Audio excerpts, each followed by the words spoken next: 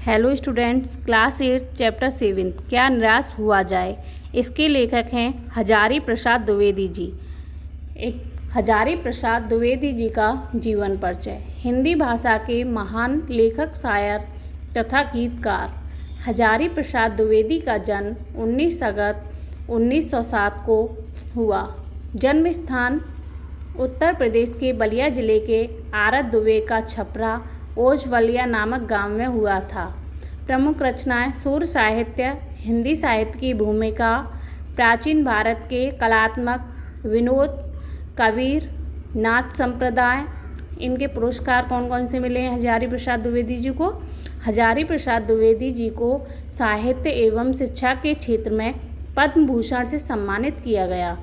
मृत्यु, इनकी मृत्यु 19 मई 1979 को इन्होंने इस दुनिया को अलविदा कह दिया, मगर इनकी महान रचनाएं हमेशा हमारे बीच अमर रहेंगी।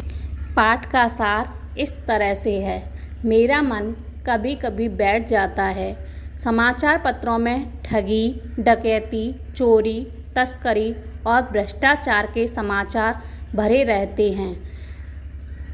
आरोप प्रत्यारोप का कुछ ऐसा वातावरण बन गया है कि लगता है देश में कोई ईमानदार आदमी ही नहीं रह गया है। हर व्यक्ति संदेह की दृष्टि से देखा जा रहा है। जो जितने ऊंचे पद पर हैं उनमें उतने ही अधिक दोष दिखाई जाते हैं। एक बहुत बड़े आदमी ने एक बार मुझसे कहा था कि इस समय सुखी वही है जो कुछ नहीं करता। जो कुछ भी करेगा उसमें लोग दोष खोजने लगेंगे। उसके सारे गुण भुला दिए जाएंगे और दोष बढ़ा चढ़ाकर दिखाया जाने लगेगा। दोष किसमें नहीं होते। यही कारण है कि हर आदमी दोषी अधिक दिख रहा है, गुणी कम या बिल्कुल नहीं।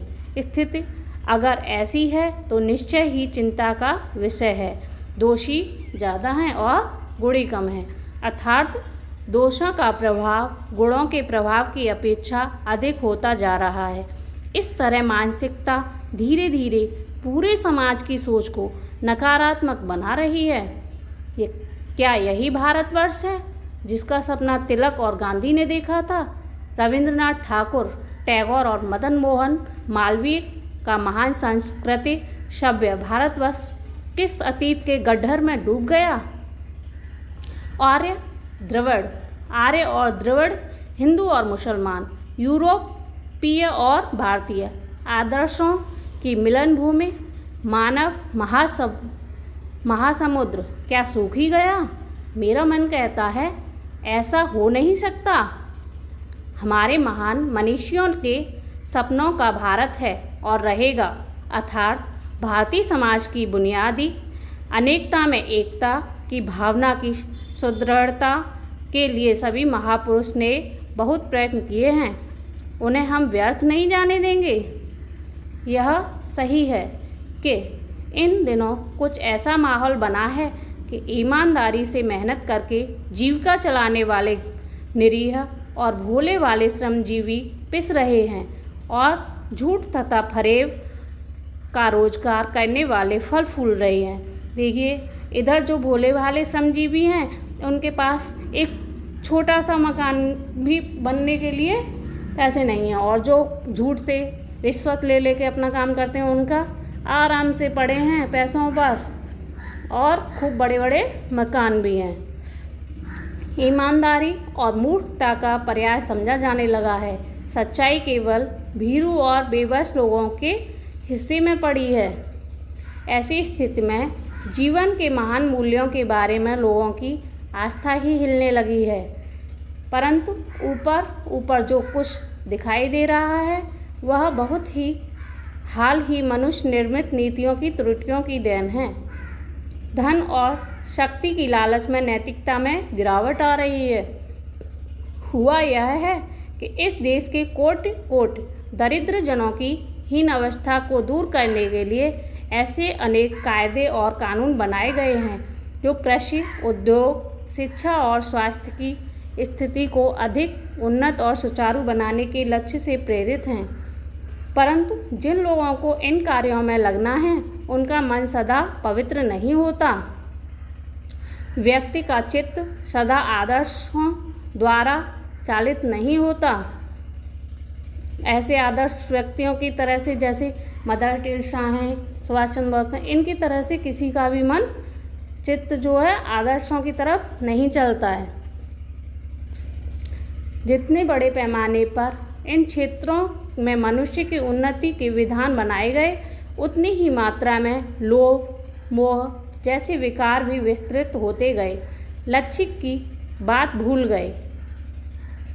आदर्शों का मजाक का विषय बनाया गया और स्वयं को दकियानूसी मान लिया गया।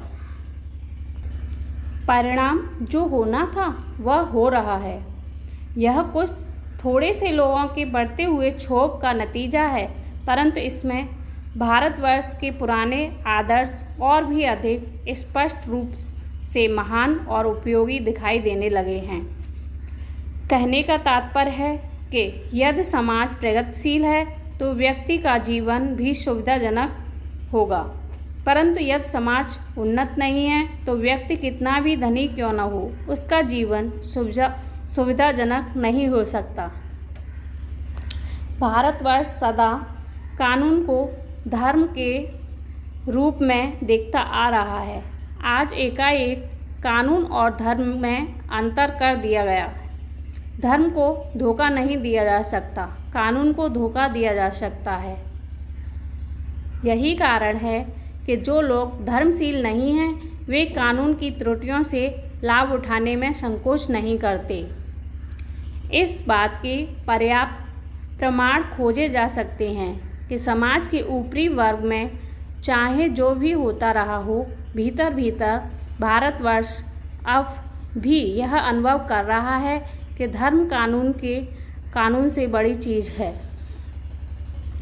अब भी सेवा, ईमानदारी, सच्चाई, आध्यात्मिक के मूल्य बने हुए हैं।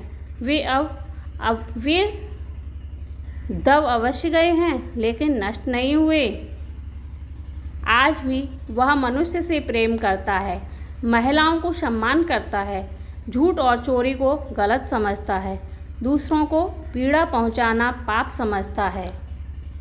समाचार पत्रों में जो भ्रष्टाचार के प्रति इतना आक्रोश है, वह यही साबित करता है कि हम ऐसी चीज़ों को गलत समझते हैं और समाज में उन तत्वों की प्रतिष्ठा कम करना चाहते हैं जो गलत तरीके से धन और मान संग्रह करते हैं।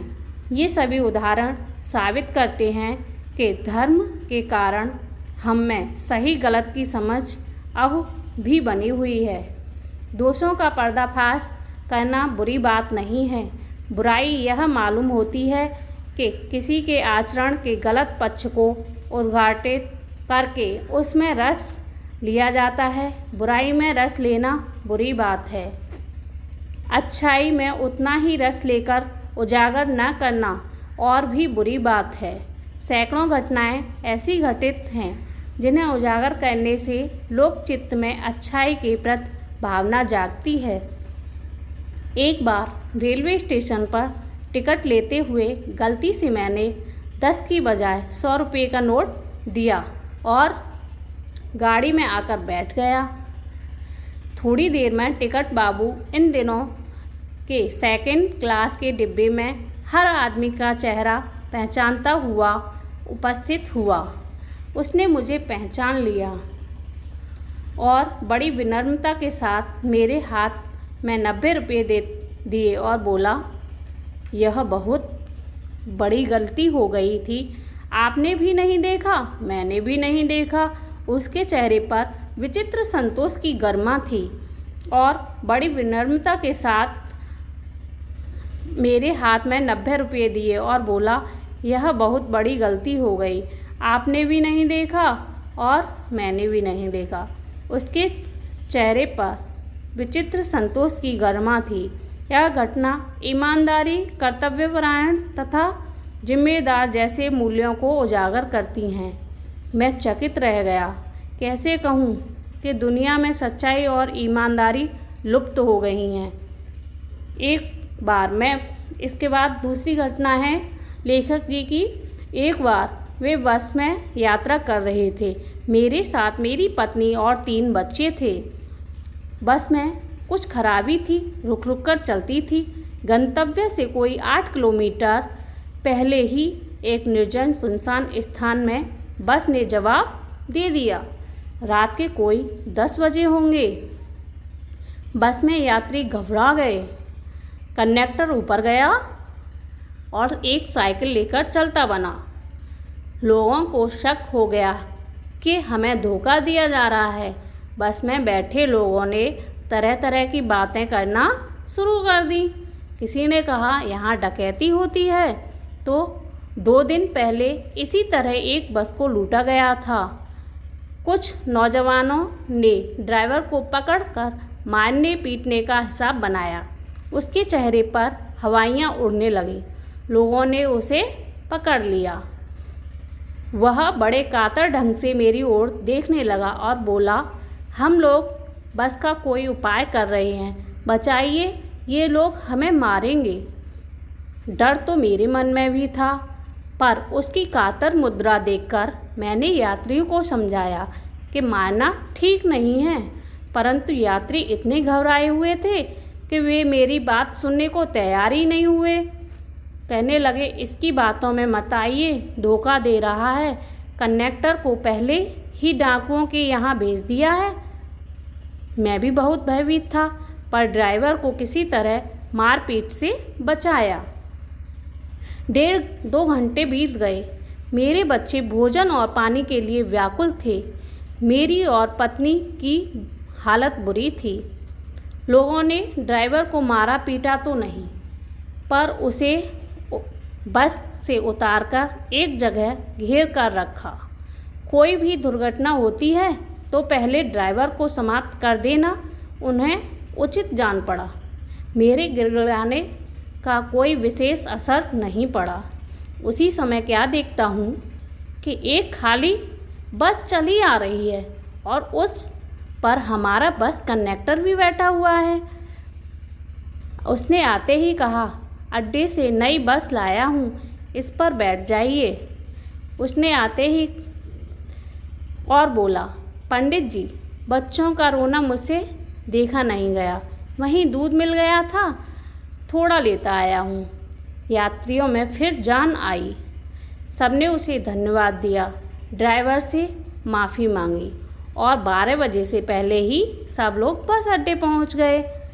कैसे कहूँ, मनुष्यता एकदम समाप्त हो गई। कैसे कहूँ कि लोगों में दया माया रह ही नहीं गई। जीवन में न जाने कितनी ऐसी घटनाएं हुई हैं जिन्हें मैं भूल नहीं सकता। ठगा भी गया हूँ, धोखा भी खाया है, परंतु बहुत कम स्थलों पर विश्वासघात नाम की चीज़ मिलती है। केवल उन्हीं बातों का हिसाब रखोगे उनसे जिनसे धोखा खाया है तो जीवन कष्टभर हो जाएगा।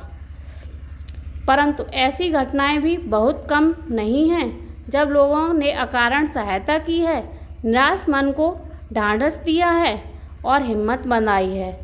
कविंद्र रविन्द्रनाथ ठाकुर ने प्रार्थना गीत में भगवान से प्रार्थना की थी, संसार में केवल नुकसान ही उठाना पड़े, धोखा ही खाना पड़े, तो ऐसे अवसरों पर भी हे प्रभु मुझे ऐसी शक्ति दो कि मैं तुम्हारे ऊपर संदेह ना करूं। कहने का तात्पर्य यह है कि कुछ लोगों के गलत व्यवहार की वजह से हमें सन्मार्ग छोड़कर गलत व्यवहार नहीं करना चाहिए। यदि हम सही मार्ग पर चलेंगे तो समाज और देश सन्मार्ग पर चलते हुए प्रगति की ओर अग्रसर होगा। मनुष्य की बनाई जो विधियां गलत नतीजे तक पहुंच रही हैं तो उन्हें बदलना होगा। वस्तुतः आए दिन उन्हें बदला ही जा रहा है, लेकिन अब भी आशा की ज्योत बुझी नहीं है। महान भारत को पाने की संभावना बनी हुई है, बनी रहेगी। मेरे मन निराश होने की ज़रूरत नहीं है। मेरा महान भारतवर्ष। थैंक्स।